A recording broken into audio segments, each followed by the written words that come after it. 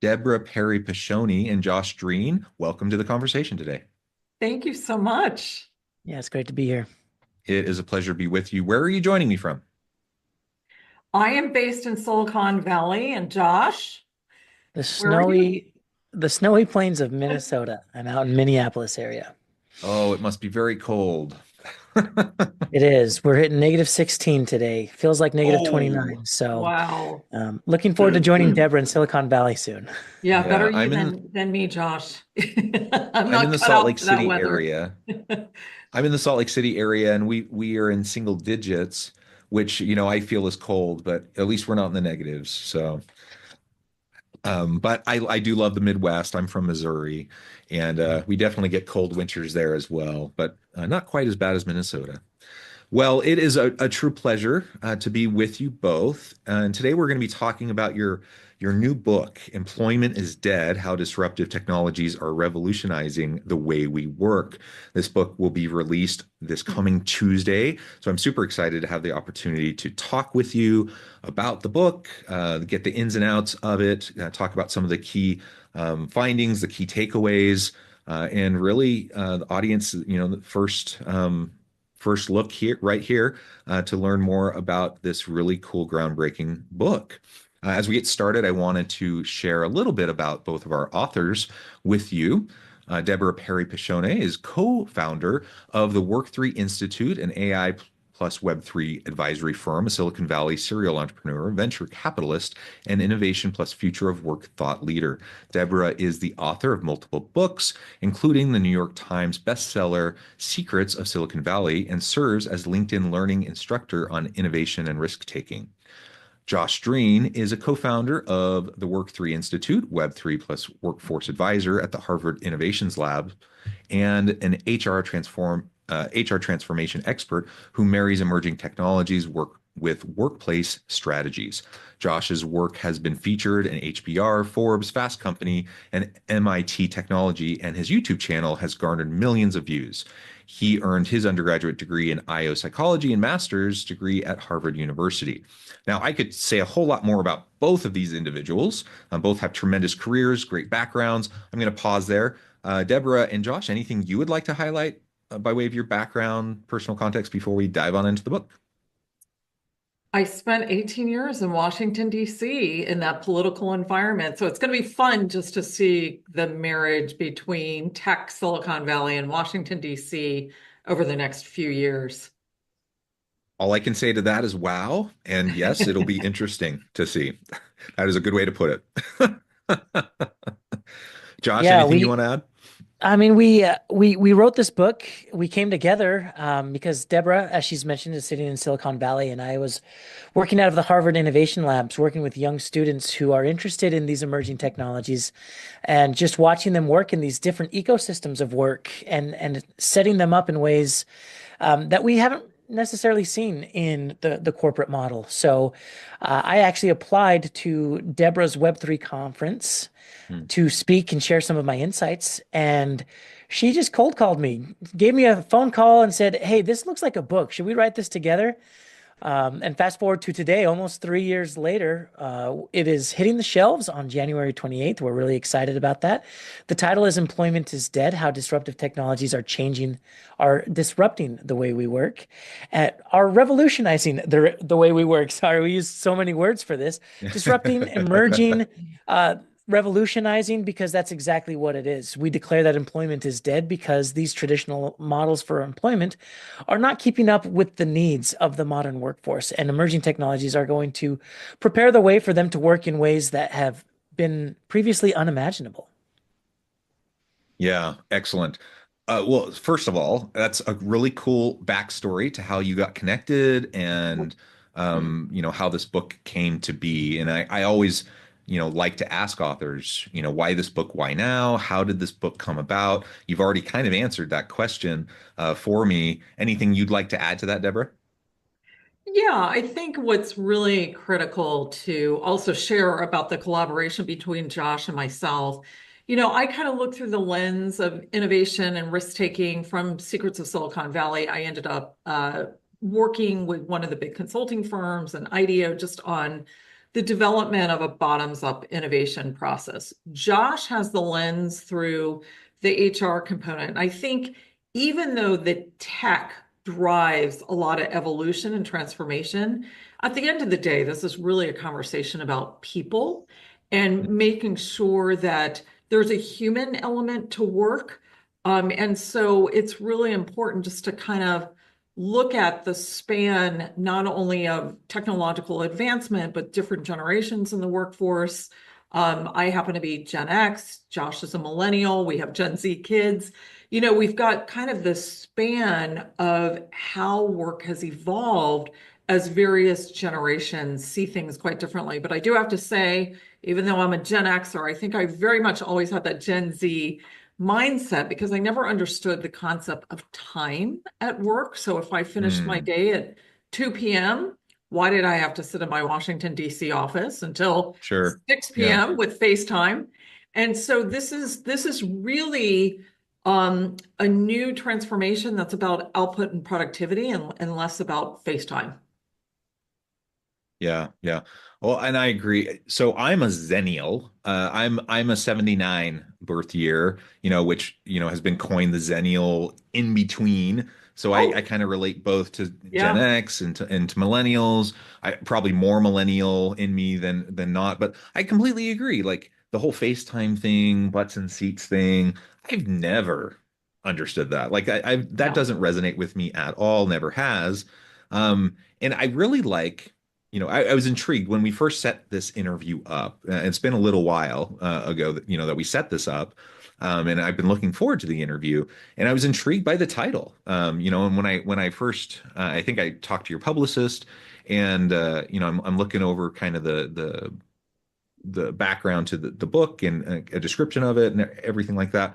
And I'm thinking employment is dead. Now, as an HR professor myself, and I do a lot of research in the space myself, I've been seeing this, and I do a lot of research on kind of the history of the shifting nature of work over the past, 50 years and a little bit of kind of transition into the future of work. And you're right. Like the traditional kind of way we think about work is dead. Like it is not, our grandparents' workplace. And anyone who tries to argue that it is kind of up in the night, I think. Like it just isn't what it used to be. Right. And we still work. Of course, we still work, and we still have people doing jobs, but those jobs are different, and the way we do work is different, and the relationships we have between organizations and their workers is different. It's all very different, and it's going to continue to change dramatically as we move into the future. We've seen that trajectory shift, in tremendous ways over the last couple of decades, and particularly over the last 5 years. And so I'm just so intrigued by what you're laying out in this book and the case studies that are helping to illustrate it.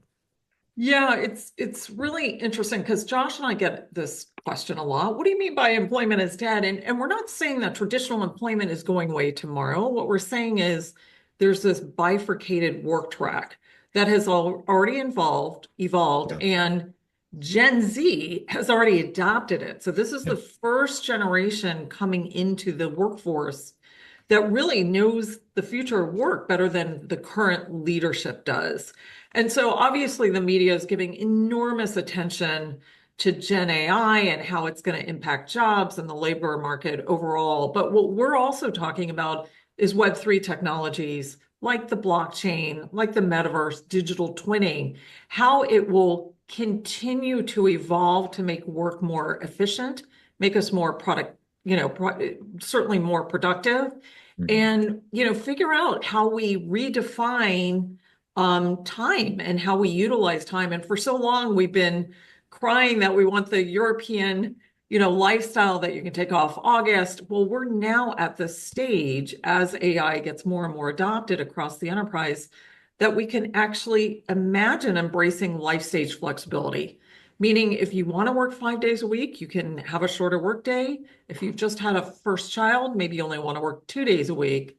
But Josh, you're the real expert on the Web3 side. Perhaps you want to weigh in just more on how these other technologies are also taking shape.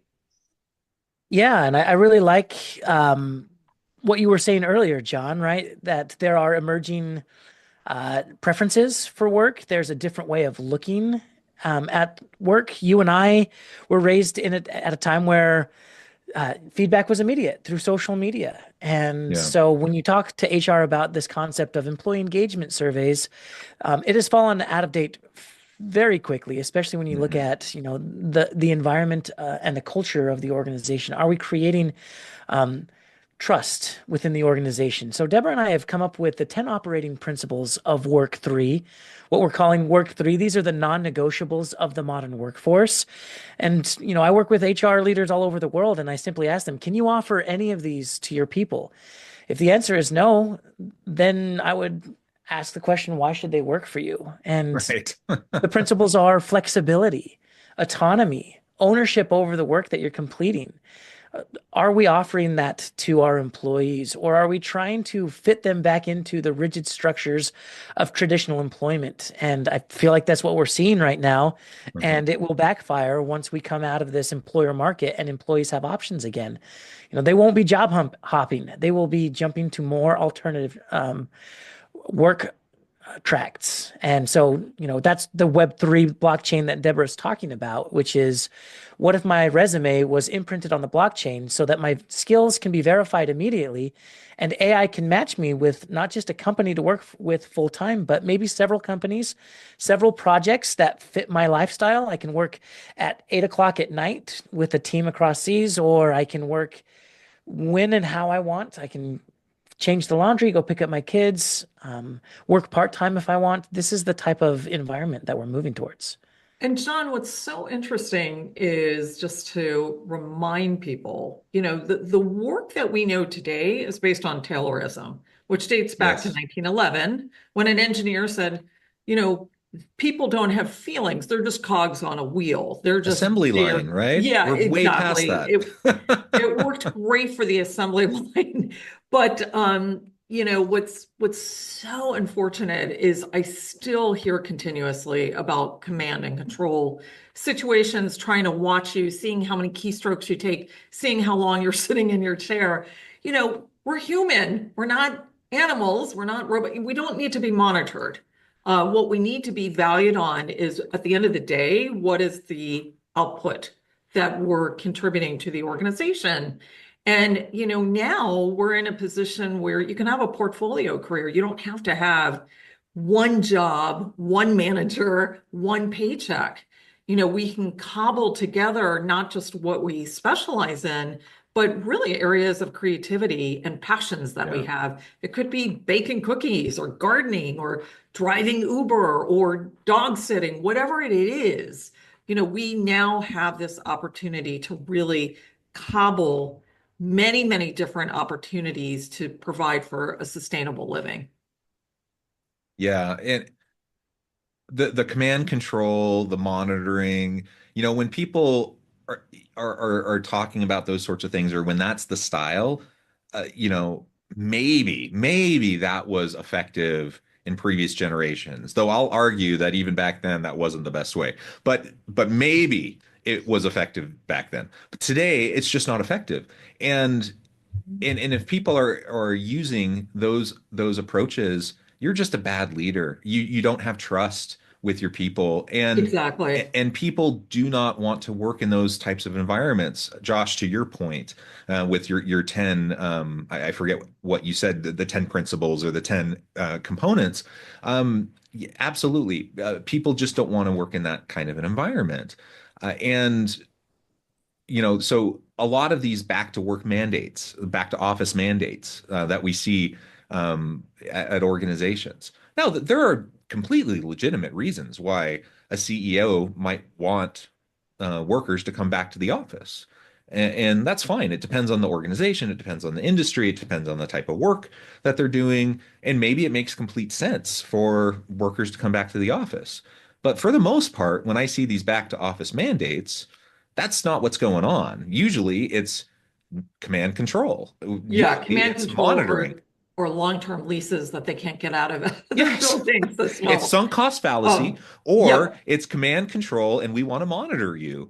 And it's nuts. It just doesn't make sense in the modern age. And it demonstrates bad leadership. And younger workers in particular aren't going for it. And we've seen this shift. It's been a long time coming. The rise of gig workers and people doing freelance work. It's been growing. That segment of the economy has been growing for a long, long time, and particularly among younger workers. Uh, I only see it continuing that direction, and especially as we have these technologies like blockchain, especially as we have technologies that can connect us even better via distributed teams, uh, freelance work, and such across the world. I don't need to be tied through traditional employment arrangements the same way that maybe I had to be in the past in order to make a living and in order to to provide for my family or whatever. And by the way, younger people are opting for different lifestyles that aren't necessarily even consistent with previous generations either. Maybe they don't want a home. Maybe they don't want to get married. Maybe they don't want to have kids. right. And so all of these things look different. And if they look different, that means employers need to adapt in the way that they are hiring, in the way that they're structuring work, in the way that they're leading. And if they don't, they're just dinosaurs and they're going to become obsolete and they're going to have a hard time attracting the type of talent they need to be competitive. We love chasing buzzwords, and the two that come to mind when you're talking there was the Great Stay, which is everyone is staying put at their organization because there are plenty of reasons why. I would, blame the economy, blame the political environment, blame a lot of things. And the Great Detachment that Gallup just posted a new 10-year low of employee engagement within the workplace. So we see that employees are staying at their job, but they are not excited about it. And moreover, 52% of employees are actively looking for a new job in a job market that is the most difficult we've had in the past 5 years. And so when you add all of that together, it very much points to an employer market that we can kind of throw around some of that control element. Like, we own you, we can tell you to come back to the office. You have to do exactly what we say. But when the pendulum swings the other way, they're going to have more options than ever, and they are not going to hesitate to treat the company exactly how they were treated. And so what we write in our book is simply, how do you prepare for that? We have a roadmap that we help leaders understand. How do you attract Gen Z to your workplace? Those are the operating principles. How can you create an environment where they want to be there, where they do get immediate feedback, where they get to work in ways that bring them some of that fulfillment and satisfaction back to the workplace? And that's where we get the most excited, is that roadmap. And I think, to add to your point, Josh, there's a lot of unknowns out there. Let's be honest. There's a lot of fear in terms of AI adoption. Soon we're going to recognize that one person can soon do the job of two people, and then three people, and then Yeah. four people. So I always tell individuals, you really need, in this environment, you got to think about yourself as an entrepreneur. We are not going to have those steady paychecks of our grandparents' generation. And so it's really critical to be prepared for this as AI and other technologies start to get integrated more and more so in the tech stack, that individuals take it upon themselves also to learn and tinker and play around with generative AI. And depending on, where you fall in product development or what your role is, digital twinning is going to be a Mhm. huge component for manufacturing, innovation, productivity moving forward. But at the end of the day, there are no guarantees. So you have to be prepared to really diversify and recognize that, you've got to take care of yourself and figure out what that looks like moving forward, particularly when a younger generation has already adopted these personalities. We almost are dealing with the inverted, where the current generation of leadership is going to be learning a heck of a lot more from the younger generation than what we've ever seen in the past. Yeah, and let's not forget, while right now it's an employer's labor market, it was only like a year and a half ago that it was the other way around, Yeah. right? The pendulum swings back and forth, and it wasn't that long ago that employers, organizations could not find people,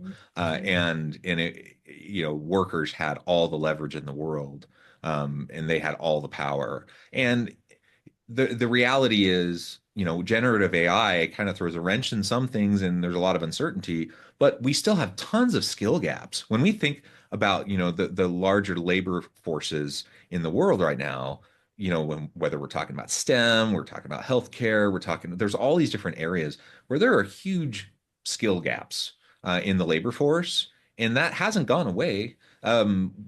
We still have to wrestle with that, and automation and generative AI that might help us, in terms of productivity to bridge some of it, but we haven't gotten past it. We still are going to have to figure out how to bridge that gap, and so we're not through this. Employees, workers are still going to have leverage and power moving into the future, labor market and the future economy. It's just a matter of pendulum swings. And so, yeah, organizations shouldn't be shooting themselves in the foot because they're going to have to be wooing these workers back to them in the not too distant future. And if they're burning bridges, it's going to really hurt them. Yeah, I would argue 10 years ago, sitting in the middle of Silicon Valley here, the coveted degree was the software engineer. Well, that's gone Yeah. away. So just as fast, although I agree with you, there are skill gaps, AI and even what we're seeing with augmented AI, where machine learning becomes a part of that as well, is going to move so rapidly to fulfill those gaps. And so, it's very tough because universities are going to have to figure out their value. We certainly argue this is a skills-based environment over a college degree. And so there's going to be a lot of disruption moving forward. This is the greatest Yeah. transformation we've seen since the assembly line or the wheel or fire. Absolutely, absolutely. Well, Deborah and Josh, I know you need to get going and get on with your busy day. I appreciate you taking the time, sharing a little bit about your book. I'm super excited for its release. Before we wrap things up, I wanted to give you a chance to share with the audience how they can connect with you, find out more about your work, where they can find your book, and then give us a final word for today. John. Yeah, you can find us at the Work3 Institute. It's work3.me. Deborah and I are both highly active on our socials. You can find us on LinkedIn, just typing in our names. Or we'd love for you to take a look at our book. You can find it on Amazon. Again, any book retailer really, but Employment is Dead is the name of the book. It's coming out January 28th, and we're really excited about it. Wonderful. Deborah and Josh, thank you so much. It's been a real pleasure. I encourage the audience to reach out, get connected, find out more about their work, their team, check out the book. And as always, I hope everyone can stay healthy and safe, that you find meaning and purpose at work each and every day. And I hope you all have a great week.